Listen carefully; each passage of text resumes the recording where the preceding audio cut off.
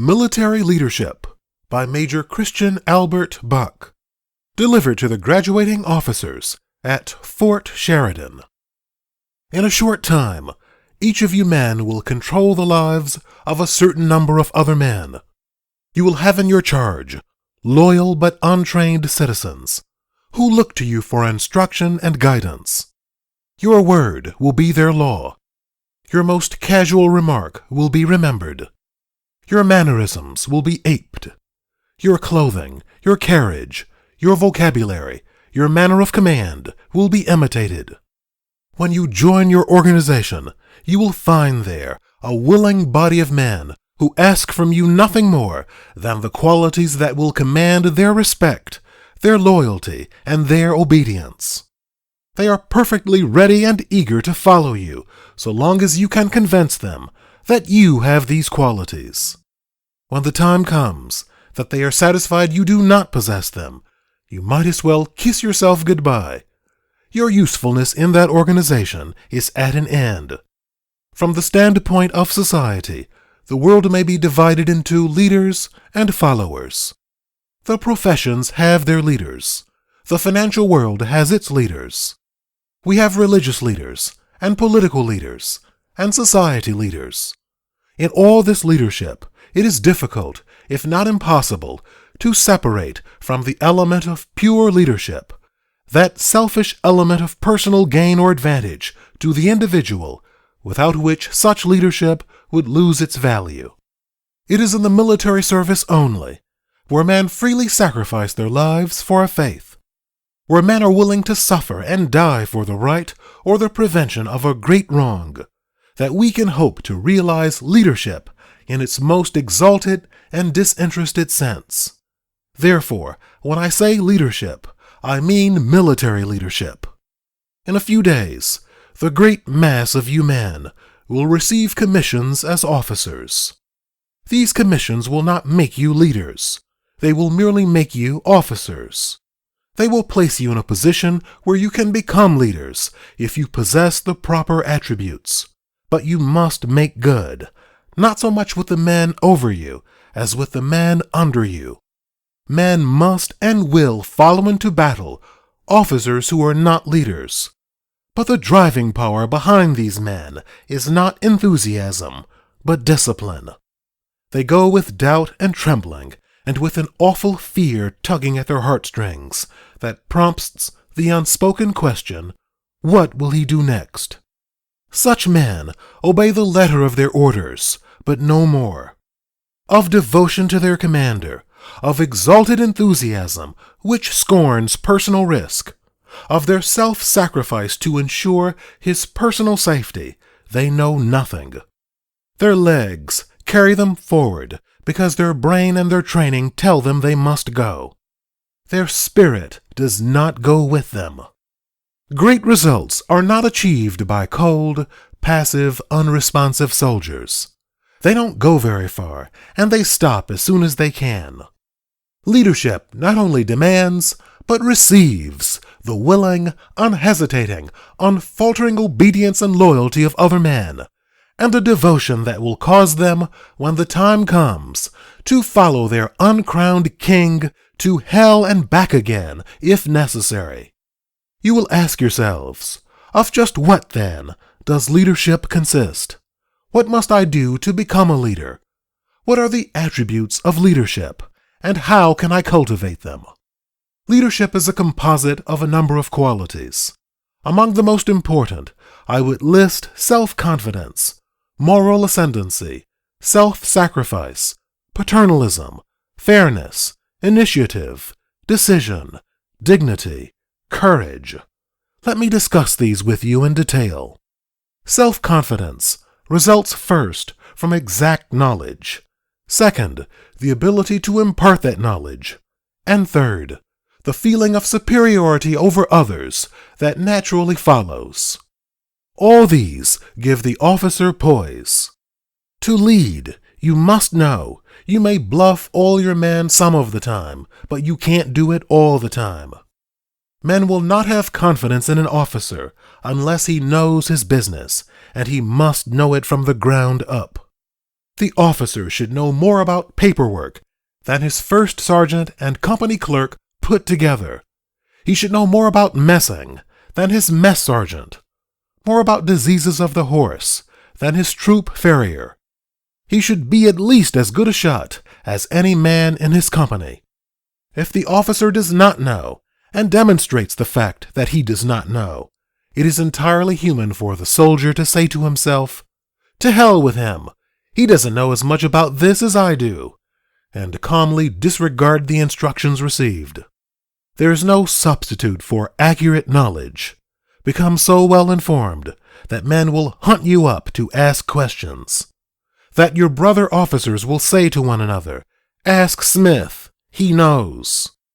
And not only should each officer know thoroughly the duties of his own grade, but he should study those of the 2 grades next above him. A twofold benefit attaches to this. He prepares himself for duties which may fall to his lot at any time during battle. He further gains a broader viewpoint, which enables him to appreciate the necessity for the issuance of orders, and join more intelligently in their execution. Not only must the officer know, but he must be able to put what he knows into grammatical, interesting, forceful English. He must learn to stand on his feet and speak without embarrassment. I am told that in British training camps, student officers are required to deliver 10-minute talks on any subject they may choose. That is excellent practice. For to speak clearly, one must think clearly, and clear logical thinking expresses itself in definite positive orders.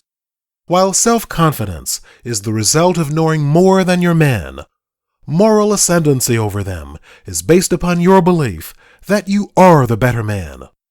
To gain and maintain this ascendancy, you must have self-control, physical vitality and endurance, and moral force. You must have yourself so well in hand that even though in battle you be scared stiff, you will never show fear. For if you, by so much as a hurried movement, or a trembling of the hands, or a change of expression, or a hasty order hastily revoked, indicate your mental condition, it will be reflected in your man in a far greater degree.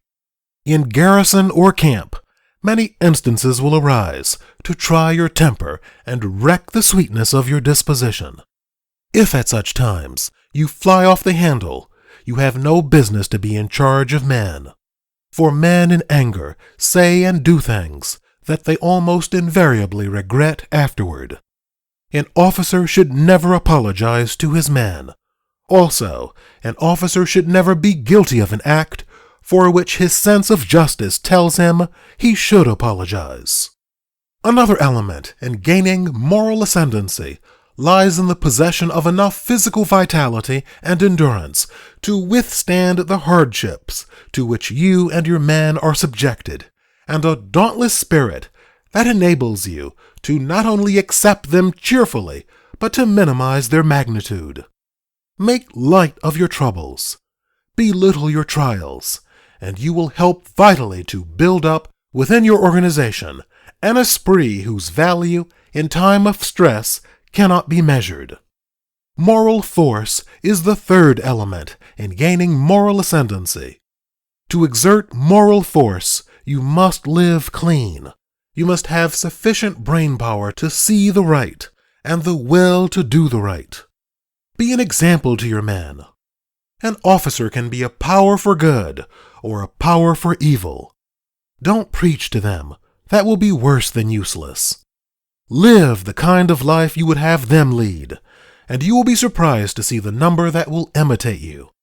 A loud-mouthed, profane captain who is careless of his personal appearance will have a loud-mouthed, profane, dirty company. Remember what I tell you. Your company will be the reflection of yourself. If you have a rotten company, it will be because you are a rotten captain. Self-sacrifice is essential to leadership. You will give all the time. You will give of yourself physically for the longest hours. The hardest work and the greatest responsibility is the lot of the captain. He is the first man up in the morning and the last man in at night. He works while others sleep. You will give of yourself mentally in sympathy and appreciation for the troubles of men in your charge. This one's mother has died, and that one has lost all his savings in a bank failure. They may desire help, but more than anything else, they desire sympathy. Don't make the mistake of turning such men down with the statement that you have troubles of your own, for every time that you do, you knock a stone out of the foundation of your house. Your men are your foundation, and your house of leadership will tumble about your ears unless it rests securely upon them. Finally, you will give of your own slender financial resources. You will frequently spend your own money to conserve the health and well-being of your men, or to assist them when in trouble. Generally, you will get your money back. Very infrequently, you must charge it to profit and loss. When I say that paternalism is essential to leadership, I use the term in its better sense. I do not now refer to that form of paternalism which robs men of initiative, self-reliance, and self-respect. I refer to the paternalism that manifests itself in a watchful care for the comfort and welfare of those in your charge. Soldiers are much like children. You must see that they have shelter, food, and clothing, the best that your utmost efforts can provide. You must be far more solicitous of their comfort than of your own. You must see that they have food to eat before you think of your own, that they each have as good a bed as can be provided before you consider where you will sleep. You must look after their health. You must conserve their strength by not demanding needless exertion or useless labor. And by doing all these things, you are breathing life into what would be otherwise a mere machine. You are creating a soul in your organization that will make the mass respond to you as though it were one man. And that is esprit. And when your organization has this esprit, you will wake up some morning and discover that the tables have been turned. That instead of your constantly looking out for them, they have, without even a hint from you, taken up the task of looking out for you. You will find that a detail is always there to see that your tent, if you have one, is promptly pitched, that the most and the cleanest bedding is brought to your tent, that from some mysterious source 2 eggs have been added to your supper when no one else has any, that an extra man is helping your men give your horse a super grooming, that your wishes are anticipated, that every man is Johnny on the spot, and then you have arrived. Fairness is another element, without which leadership can neither be built up nor maintained. There must be first that fairness which treats all men justly. I do not say alike, for you cannot treat all men alike. That will be assuming that all men are cut from the same piece, that there is no such thing as individuality or a personal equation. You cannot treat all men alike. A punishment that would be dismissed by one man with a shrug of the shoulders is mental anguish for another. A company commander who, for a given offense, has a standard punishment that applies to all is either too indolent or too stupid to study the personality of his men. In his case, justice is certainly blind. Study your man as carefully as a surgeon studies a difficult case. And when you are sure of your diagnosis, apply the remedy. And remember that you apply the remedy to effect a cure, not merely to see the victim squirm. It may be necessary to cut deep, but when you are satisfied as to your diagnosis, don't be diverted from your purpose by any false sympathy for the patient. Hand in hand with fairness in awarding punishment walks fairness in giving credit. Everybody hates a human hog. When one of your men has accomplished an especially creditable piece of work, See that he gets the proper reward. Turn heaven and earth upside down to get it for him. Don't try to take it away from him and hog it for yourself. You may do this and get away with it, but you have lost the respect and loyalty of your man. Sooner or later, your brother officers will hear of it and shun you like a leper. In war, there is glory enough for all. Give the man under you his due. The man who always takes and never gives is not a leader. He is a parasite. There is another kind of fairness, that which will prevent an officer from abusing the privileges of his rank. When you exact respect from soldiers, be sure you treat them with equal respect. Build up their manhood and self-respect. Don't try to pull it down. For an officer to be overbearing and insulting in the treatment of enlisted man is the act of a coward.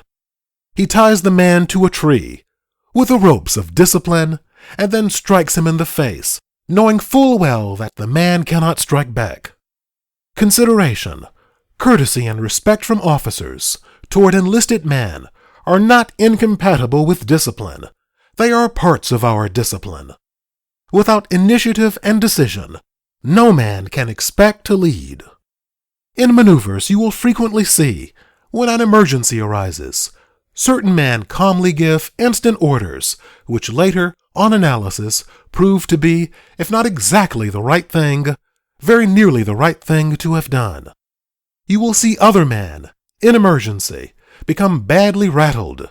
Their brains refuse to work, or they give a hasty order, revoke it, give another, revoke that.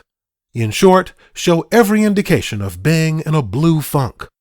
Regarding the first man, you may say, that man is a genius. He hasn't had time to reason this thing out.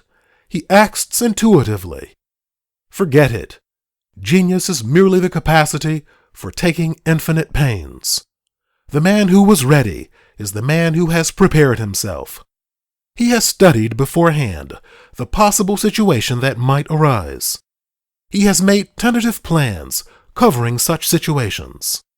When he is confronted by the emergency, he is ready to meet it. He must have sufficient mental alertness to appreciate the problem that confronts him, and the power of quick reasoning to determine what changes are necessary in his already formulated plan. He must have also the decision to order the execution and stick to his orders. Any reasonable order in an emergency is better than no order. The situation is there. Meet it. It is better to do something and do the wrong thing than to hesitate, hunt around for the right thing to do, and wind up by doing nothing at all. And having decided on a line of action, stick to it. Don't vacillate. Men have no confidence in an officer who doesn't know his own mind. Occasionally you will be called upon to meet a situation which no reasonable human being could anticipate. If you have prepared yourself to meet other emergencies which you could anticipate, the mental training you have thereby gained will enable you to act promptly and with calmness. You must frequently act without orders from higher authority. Time will not permit you to wait for them. Here again enters the importance of studying the work of officers above you. If you have a comprehensive grasp of the entire situation and can form an idea of the general plan of your superiors, that and your previous emergency training will enable you to determine that the responsibility is yours and to issue the necessary orders without delay. The element of personal dignity is important in military leadership. Be the friend of your men, but do not become their intimate. Your men should stand in awe of you, not fear. If your men presume to become familiar, it is your fault, not theirs. Your actions have encouraged them to do so. And above all things, don't cheapen yourself by courting their friendship or currying their favor. They will despise you for it. If you are worthy of their loyalty and respect and devotion, they will surely give all these without asking. If you are not, nothing you can do will win them. It is exceedingly difficult for an officer to be dignified while wearing a dirty, spotted uniform and a 3-day stubble of whiskers on his face. Such a man lacks self-respect, and self-respect is an essential of dignity. There may be occasions when your work entails dirty clothes and an unshaven face. Your men all look that way. At such times, there is ample reason for your appearance. In fact, it would be a mistake to look too clean. They would think that you were not doing your share. But as soon as this unusual occasion has passed, set an example of personal neatness. And then I would mention courage. Moral courage you need, as well as physical courage. That kind of moral courage which enables you to adhere without faltering to a determined course of action, which your judgment has indicated as the one best suited to secure the desired results. You will find many times, especially in action, that after having issued your orders to do a certain thing, you will be beset by misgivings and doubts. You will see, or think you see, other and better means for accomplishing the object sought. You will be strongly tempted to change your orders. Don't do it until it is clearly manifested that your first orders were radically wrong. For if you do, you will be again worried by doubts as to the efficacy of your second orders. Every time you change your orders, without obvious reason, you weaken your authority and impair the confidence of your men. Have the moral courage to stand by your order and see it through. Moral courage further demands that you assume the responsibility for your own acts. If your subordinates have loyally carried out your orders, and the movement you directed is a failure, the failure is yours, not theirs. Yours would have been the honor had it been successful. Take the blame if it results in disaster. Don't try to shift it to a subordinate and make him the goat. That is a cowardly act. Furthermore, you will need moral courage to determine the fate of those under you. You will frequently be called upon for recommendations for the promotion or demotion of officers and non-commissioned officers in your immediate command. Keep clearly in mind your personal integrity and the duty you owe your country. Do not let yourself be deflected from a strict sense of justice by feelings of personal friendship. If your own brother is your second lieutenant, and you find him unfit to hold his commission, eliminate him. If you don't, your lack of moral courage may result in the loss of valuable lives. If, on the other hand, you are called upon for a recommendation concerning a man whom, for personal reasons, you thoroughly dislike, do not fail to do him full justice. Remember that your aim is the general good, not the satisfaction of an individual grudge. I am taking it for granted that you have physical courage. I need not tell you how necessary that is. Courage is more than bravery. Bravery is fearlessness, the absence of fear. The merest dolt may be brave, because he lacks the mentality to appreciate his danger. He doesn't know enough to be afraid. Courage, however, is that firmness of spirit, that moral backbone which, while fully appreciating the danger involved, nevertheless goes on with the undertaking. Bravery is physical. Courage is mental and moral. You may be cold all over. Your hands may tremble. Your legs may quake. Your knees be ready to give way. That is fear. If, nevertheless, you go forward, if, in spite of this physical defection, you continue to lead your men against the enemy, you have courage. The physical manifestations of fear will pass away. You may never experience them but once. They are the buck fever of the hunter who tries to shoot his first deer. You must not give way to them. A number of years ago, while taking a course in demolitions, the class of which I was a member was handling dynamite. The instructor said, regarding its manipulation, "I must caution you, gentlemen, to be careful in the use of these explosives. One man has but one accident." And so I would caution you, if you would give way to the fear that will doubtless beset you in your action, if you show the white feather, if you let your men go forward while you hunt a shell crater, you will never again have the opportunity of leading those men.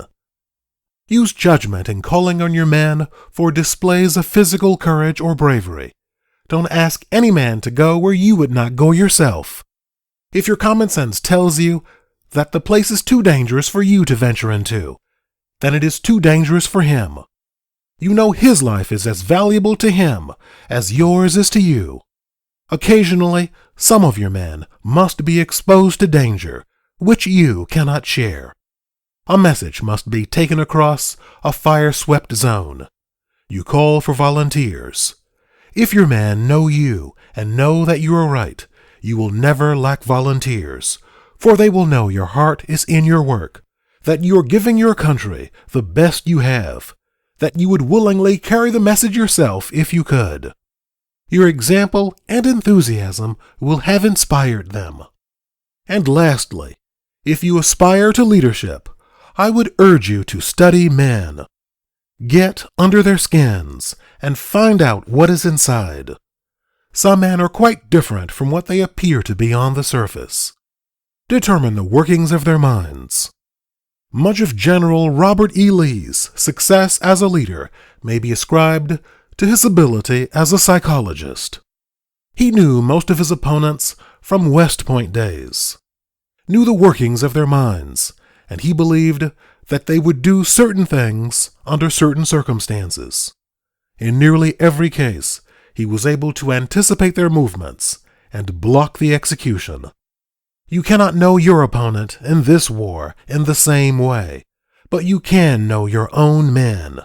You can study each to determine wherein lies his strength and his weakness, which man can be relied upon to the last gasp, and which cannot. Know your men. Know your business. Know yourself.